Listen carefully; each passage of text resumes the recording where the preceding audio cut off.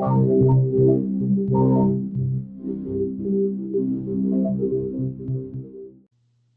should I be moral? Why should I care about other people? What's the meaning of life? How do I find happiness? Are there right and wrong ways to pursue it? Let's talk about it. Today we're going to talk about the meaning of life. We're going to use an illustration from Plato's Republic, known as the Ring of Gyges, in order to ask the question, why be moral? So why should we be moral? Why should we be good? Why should we do the right thing rather than whatever we want? Well, the Ring of Gyges from Plato's Republic is within the context of a conversation between Socrates and Glaucon. And Glaucon is trying to challenge Socrates, saying that there's no reason to be moral. Glaucon, in starting off his challenge, he says, let's discuss the first subject I mentioned, what justice is and what its origins are. Justice is kind of just a term referring to all of morality in the Republic. He says, we can see most clearly that those who practice justice do it unwillingly and because they lack the power to do injustice. If in our thoughts we grant to a just and to an unjust person the freedom to do whatever they like, we can then follow both of them and see where their desires would lead. And we will catch the just person red-handed, traveling the same road as the unjust. The reason for this is that the desire to outdo others and get more and more. This is what anyone's nature naturally pursues as good, but nature is forced by law into the perversion of treating fairness with respect. So in other words, we all want to be selfish.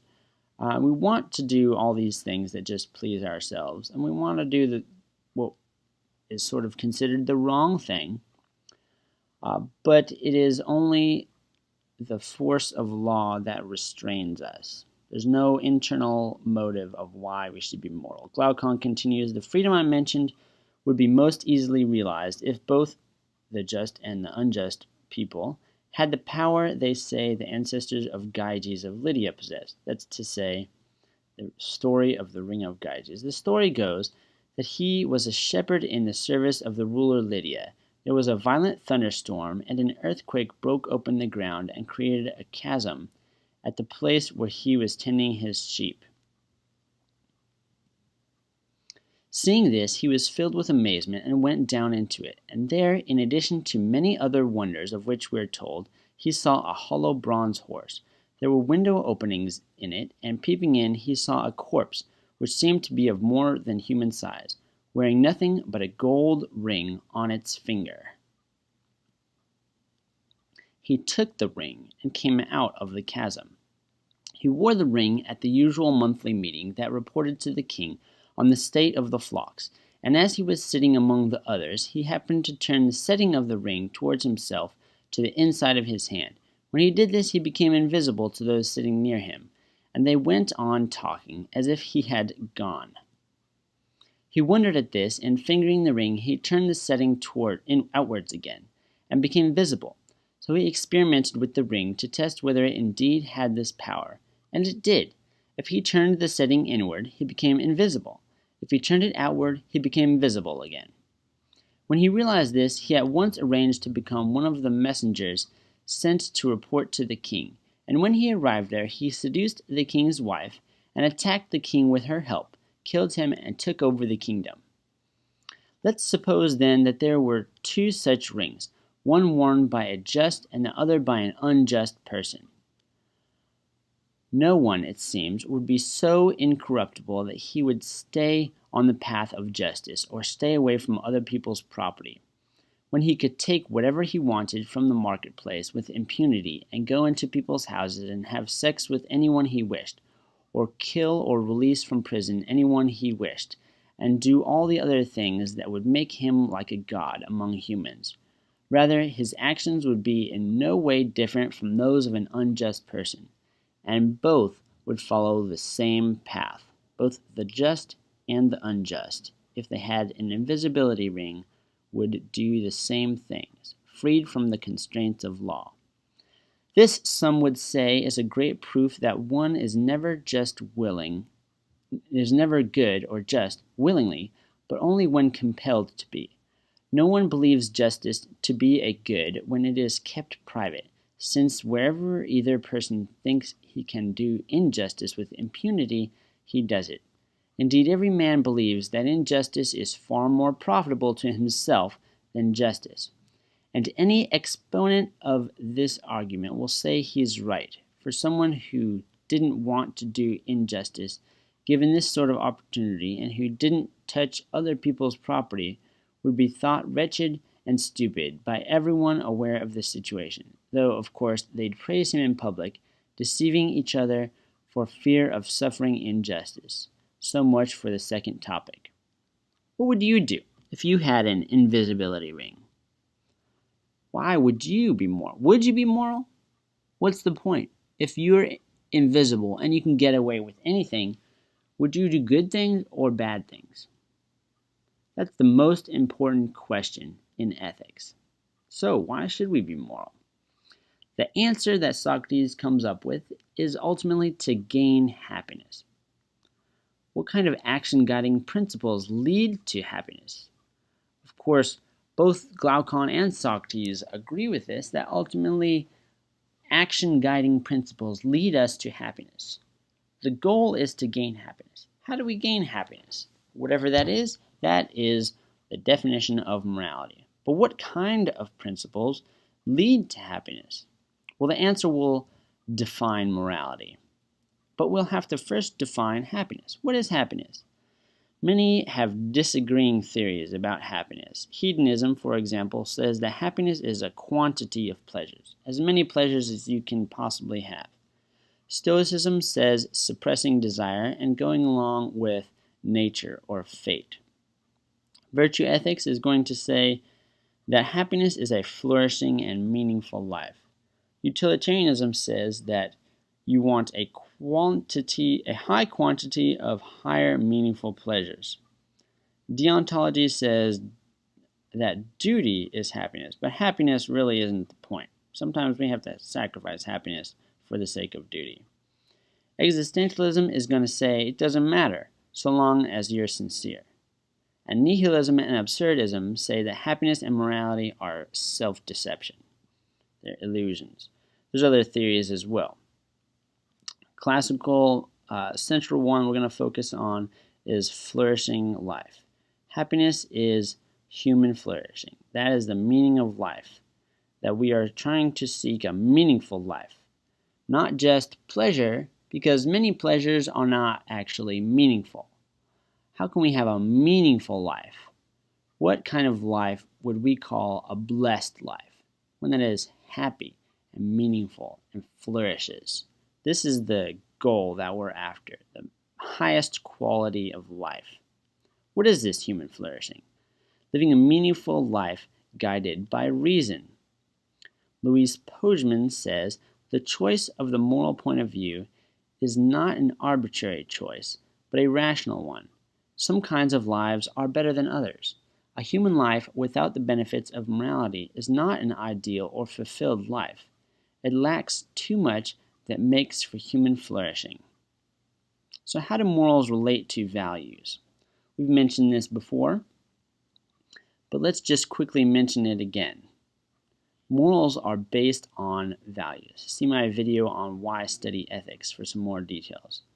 Values can have extrinsic value, which is to say that something is valuable only for obtaining something else. Something can have intrinsic value, which means that it's sought for its own sake. It's a goal in and of itself. Reason helps us find worthy goals and discover what is or is not valuable. You see, we have values and we reflect on the justification of why we have those values. And then once we have that justification, we return to our values and develop moral principles that are abstract in general, and then we apply them to specific considerations. That's what apply them to specific circumstances. That's what these colorful arrows on the top right are. So reason helps us find this justification, these worthy goals, and discover what is or is not intrinsically valuable or extrinsically valuable. Now, some people like to talk about a difference between value versus fact, but this is a false dichotomy. If you're a realist, values are intrinsic attributes of things. Things are valuable. They are descriptive or natural properties of objects. It just is valuable. If you don't see that value, that doesn't mean it's not there. For example, the value of human life. All right? If you do not see that human life is valuable, that just means you're wrong. That does not mean that it's not valuable. That's because it has intrinsic value. These intrinsic values for the realist are facts, attributes of the objects themselves. Some values are still extrinsic, but this is to say that there are many intrinsic values that are facts about objects. If you are a non-realist, that means all values are extrinsic values, seen as subjective opinion about the personal utility of things. Value is non-natural. It's not a quality that describes an intrinsic quality about things. So when we say that something is valuable, if you're a realist, you're saying that the object, the thing itself, has an attribute of being valuable. It is valuable in and of itself, whether or not anyone even knows about it or sees the value. If you're a non-realist, when you say that something is valuable, you're really just expressing your opinion that you like that thing, that's useful to you and your happiness. So when we say that human life is valuable, are we saying that it is inherently valuable, or are we saying that this is just an expression of our opinion and how it's useful to us? Are values objective or subjective? At the end of the day, this is what we're asking with these. The objectivist says values are worthy of desire, whether or not anyone actually desires them. The subjectivist says values are dependent on desirers, and they are relative to desirers.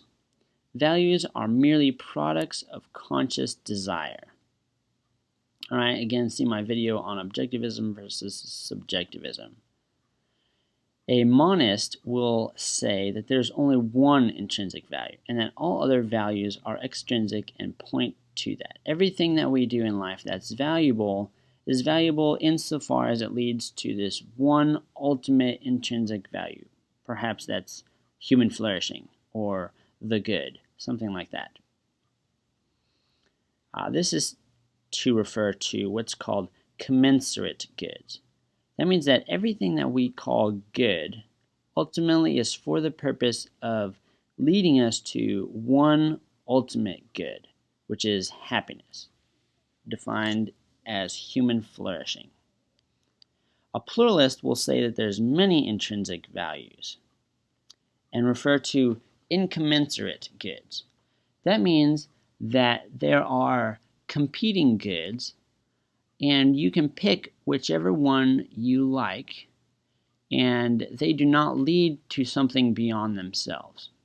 Ultimately, this is not a fully reasonable idea because it leads to subjectivism. Ultimately, that means if many things have intrinsic value and goods are not commensurate, that means that you can have two things that are good that are in conflict with each other. And that means that what one person defines as moral and what another person defines as moral can be completely different, and we can't reconcile the two. But if there's something beyond them, something like reason, that says that all morality leads to human flourishing, if we don't have that higher standard, then we cannot judge between these different people. We cannot judge what's right and wrong. Ultimately, it's going to lead to subjectivism, this pluralism. In seeking happiness, ethics seeks what is most valuable. Ethics asks what is most valuable. Reason will guide us in figuring that out. Once we have an answer, all action guiding principles will direct us to obtain this value as the ultimate meaning of life. Now, the three normative theories will have a slightly different take on how we approach this. Virtue ethics is going to say that virtue is valuable and constitutes the flourishing life. How do we gain virtue? What do virtues look like in life? All right, these are some questions that virtue ethics is going to ask. Consequentialism is going to say that advantageous consequences are the most valuable. This is the thing that we are ultimately chasing after, some sort of advantageous consequence that gives meaning to life. Of course, you will have to ask, what is the best consequence? And does this mean that the ends justify the means? Does that mean we can do anything we want so long as we get the right consequence? Deontology is going to say that the most meaningful life is found in following duty. Which duties? How does this relate to virtue or consequences? All three theories utilize virtue, consequences, and duty, but they each hold only one of these as having intrinsic worth. Just as a side note, religion or culture, whatever your worldview is in your tradition, may provide some of these answers, though critical thinkers will use reason to assess whether their tradition is actually right. So this is not to say that a certain traditional worldview or religion is right or wrong. It's just to say that if a religion is correct, it is not correct just because someone said so. It's correct because there is reason to see that the propositions of that religion correspond to reality. Is there justification for believing that religion or that worldview or that anti-religion? Is there reason to believe that as opposed to another option? Critical thinkers will seek reason to assess whether their tradition is actually right. And within these worldviews will have some ready-made answers to some of the questions we've discussed in this video. The USA has outlawed slavery, for example, because we rejected our tradition. There are certainly other ways in which rejecting the past has caused harm instead of moral progress. So this is an example just to say that because of reason, we were able to use critical thinking to reject a former tradition and progress past it. Let's talk about an important tool in investigating ethics and in figuring out whether or not the application of a moral principle will lead us to express the flourishing life. All right, the syllogism of practical reason. So the first law of nature, as we talked about in another video, the law of nature is an expression of human rationality to know what is right and wrong. So the first law of nature is to do good and avoid evil. Premise one of this syllogism of practical reason is going to be that this general type of action, insert whatever action you might have in mind, a general type of action is good or bad. It expresses a value. The action or principle considered in itself. We'll give an example here shortly. Premise 2 is a consideration that this particular action is of that type mentioned in premise 1. These are actions, all things considered in this circumstance. So we have a general principle that considered in itself is good or bad or maybe even neutral, considered in itself.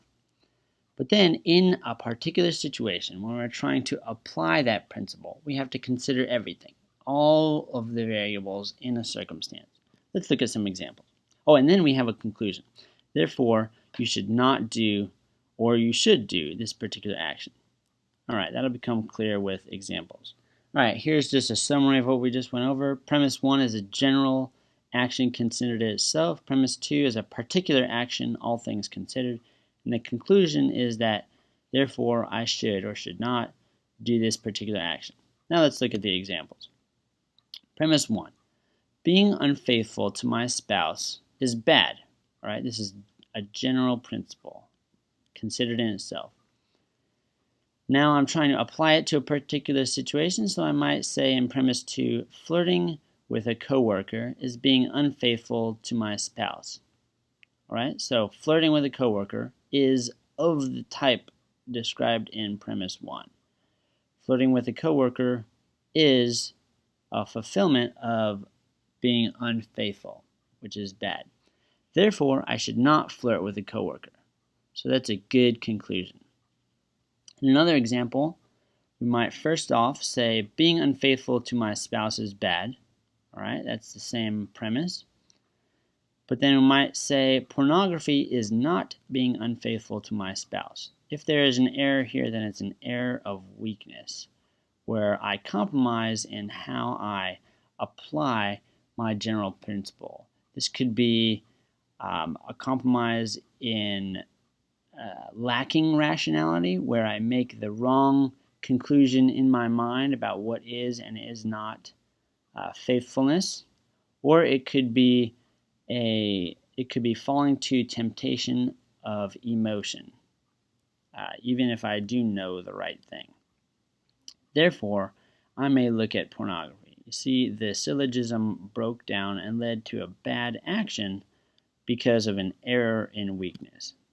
We can have a different kind of example, an error of principle, where in the first premise, the most general premise, saying being unfaithful to my spouse is not bad. So this is an error of having the wrong morals. Premise 2, pornography is being unfaithful to my spouse. All right, that's true.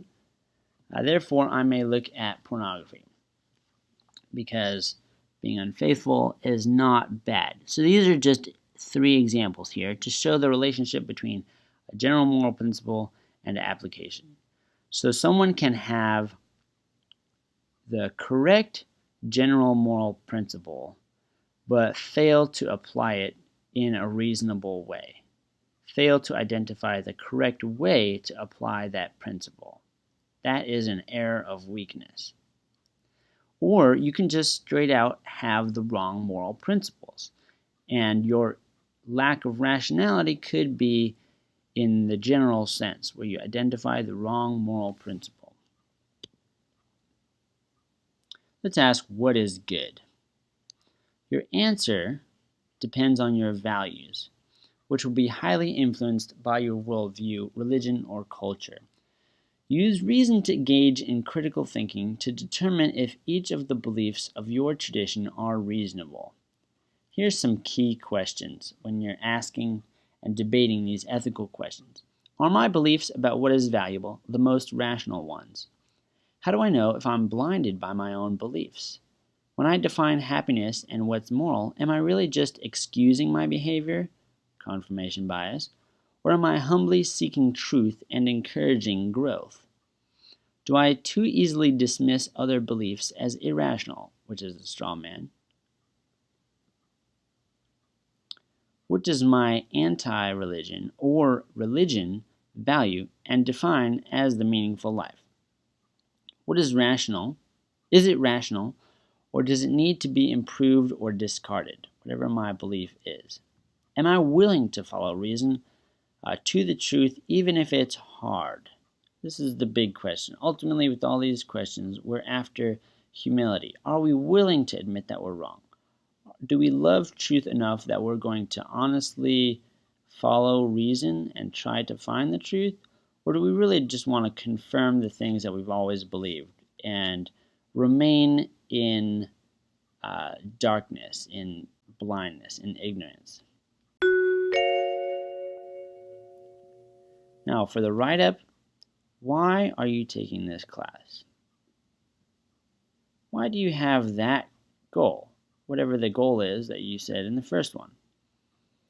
How will this give your life meaning? Now, imagine a happiness machine that can simulate any pleasure. You can feel like a celebrity, an astronaut, a playboy, sports star, a lifelong lover with family, or anything else. If you enter, you can't leave. All right, imagine that for a sec. Now, would you enter or not? At the end of your life, if you accomplish your goals, will this be better than the happiness machine? Why? What makes life worth living? What things are good or bad in themselves?